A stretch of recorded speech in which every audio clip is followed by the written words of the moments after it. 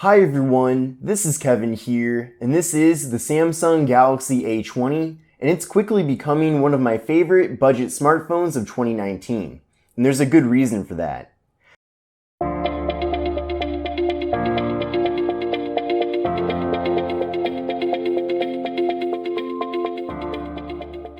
So this device has been out for a little while now, and you can get this on a carrier, whether that's Metro by T-Mobile or Boost, and I'm pretty sure it's available on other carriers as well. You can also get it on Amazon as a factory unlocked phone, which they have the international version currently available for $159.99.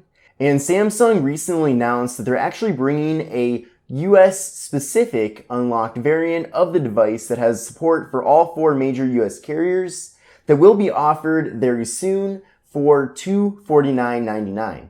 Now, I'm not sure if it's worth paying that price for an unlocked version of this phone, especially when the international version is a lot cheaper. But if you do want a device with the maximum support for US bands and support for Verizon and Sprint, then you might want to pay the premium and go with that phone. I will be leaving a link in the video description where you can check that out on Amazon. But if you are a GSM user, so if you use A20 or T-Mobile or Metro by T-Mobile or Cricket, then you can pick this phone up for $159.99. So definitely not a bad deal at all. Now this device features a 6.4-inch display and it features AMOLED technology. It has a 720p resolution at 19.5 by 9 as the aspect ratio. Now even though it is 720p, and don't get me wrong, I wish it did have 1080p, this is a great looking display. It's one of the best displays that I've seen so far on a budget phone this year. And it's really because it is AMOLED. That's why things really look nice here. Colors really pop. Everything looks super crisp and clear. And I just think it looks really great. So let me know what you think of the display on the Galaxy A20. Now what's nice about this phone having a 19.5 by 9 aspect ratio is that it's not too wide, so you can reach over and access most things on the left side of the phone, assuming you're holding it with your right hand. But also with it being kind of tall and narrow, it's really good for browsing the web and going on social media because you will be able to fit more content into the display. Now maybe the only downside of this being 720p is that if you look really closely at the display, you can see a little bit of pixelation, but that's due to this device having a massive 6.4-inch panel. Now up top here we have a teardrop notch which features an 8 megapixel front-facing camera. Now the whole teardrop notch design is something we're seeing more and more with budget phones. We've seen this quite a bit in 2019 from brands like Xiaomi and Umidigi, and Samsung has really taken it mainstream with the A series of phones.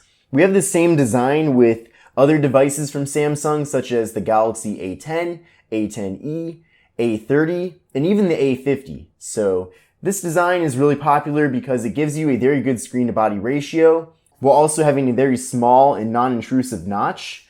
But on the bottom here of the phone, you can see that we still do have a little bit of a chin, but still, for the price of this device, you're bound to have some compromises, and this is one of them.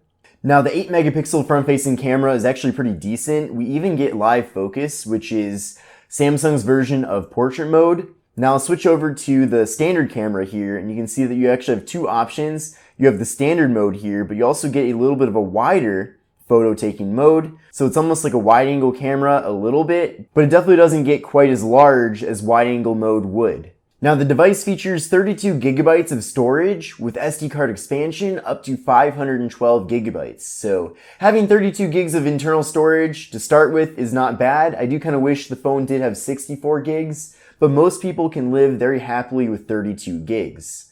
Now this phone does not feature wireless charging, but we do have a fingerprint sensor on the back, which I'll give a try right now. And you can see that was very quick. It works really well. And kind of an interesting tip that you might want to implement into your device is that if you add the same finger multiple times to the phone, it will actually make the fingerprint sensor even more accurate. So another bonus there with the Galaxy A20, or I guess any other phone that has a fingerprint sensor on the back or front. Now also on the back is the camera module. Now when you look at it at first, it doesn't seem very special. We just have a dual camera setup here with a 13 megapixel main camera and a 5 megapixel secondary camera.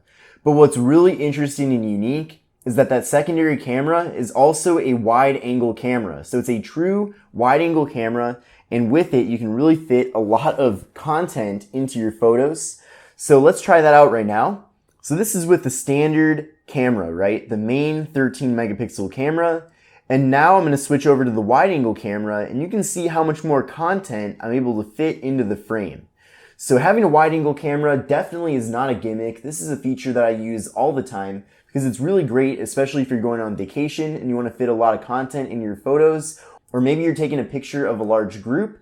That's another benefit of having a wide angle lens on your device. Now in the past, a wide angle camera is a feature that we've only seen with premium Android handsets. Now recently, with the announcement of the iPhone 11, iPhone 11 Pro, and iPhone 11 Pro Max, we finally have wide angle cameras with that series of devices.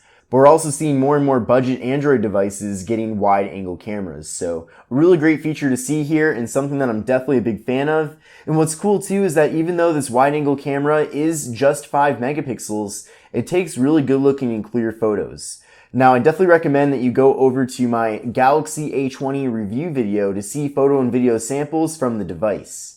But in addition to having live focus for the front-facing camera, you also get it with the rear camera, so that's also a really awesome feature to have. And if you want to take things even a step further, there is a Pro mode where you can really customize a lot of aspects of your photo taking, including adjusting the white balance and ISO. Now the Galaxy A20 features 3 gigabytes of RAM, which isn't too fantastic. I really wish it did have 4 gigs of RAM. But with this device, we get the Exynos 7904 processor from Samsung, and that's actually a really good processor.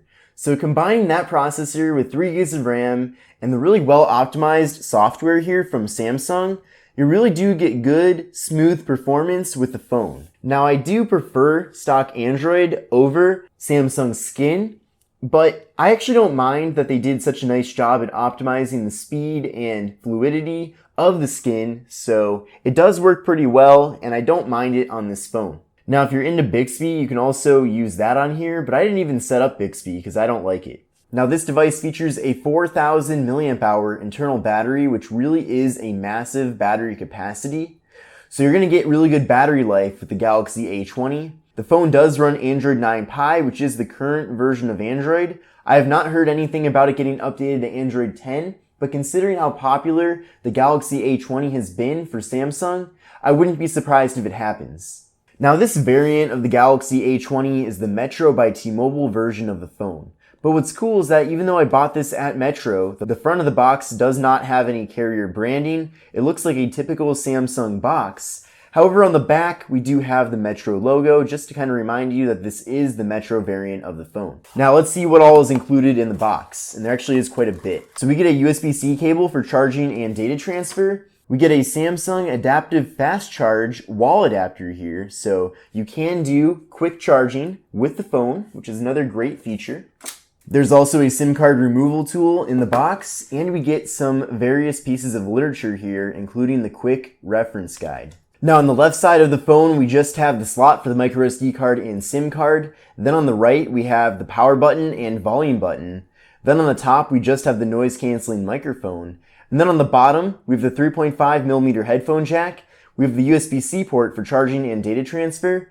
We have the microphone, and we have the speaker. Now this phone is all plastic on the back, but what's nice though is that it does feature a very good feeling build. So it does feel decently premium, despite it being a budget phone, and despite it being plastic. Now this material on the back is definitely a fingerprint magnet. You can see my fingerprints are all over the backside of the phone, but it is kind of what it is, and overall I don't mind the way it looks. Now another great thing too is that since this phone is fairly mainstream and popular, there are a lot of accessories available online, so you're going to have no issue at all finding cases and screen protectors for the Galaxy A20. It would have been nice though if they had included maybe one screen protector and a case in the box as a freebie, because that's something we're seeing with other companies that create budget phones such as Blue. But I suppose Samsung kind of marches to their own beat, and they've chosen not to include any major accessories in the box. So like I mentioned before, there's a lot of variations of the Samsung Galaxy A20. This version of the phone is the Metro by T-Mobile version of the device. You can also find this phone over at Boost Mobile, and it's also at other carriers. And then if you want to, you can buy the international version of the phone for $159.99, but you are limited to just GSM support. And if you want to get the US unlocked variant of the Galaxy A20, which is an official Samsung unlocked phone, you can pay a little bit extra at $249.99, but at least you'll get maximum US band support. But I'm really interested to know your thoughts about the Samsung Galaxy A20. I know many of you who watch my videos have this phone, and I'd love to hear your thoughts about having it for an extended period of time, because I'm sure there's things you've learned after using this for a while. And if you're still thinking of getting this phone, I definitely think it is very competitive and it's still a very solid device. It looks like Samsung has also not given up on it yet because they're just now launching that US unlocked variant. So I'd imagine that this is going to be a very hot seller for the holiday season, and I think many people will be very happy with it. Probably my two favorite features with this phone have to be that AMOLED display, which looks really good, and the wide-angle camera on the back. Both of those two features are fairly unique in the budget scene, and you don't see them very often. But thank you everybody for watching this video. Again, let me know what you think of the device, and I will see you in the next one.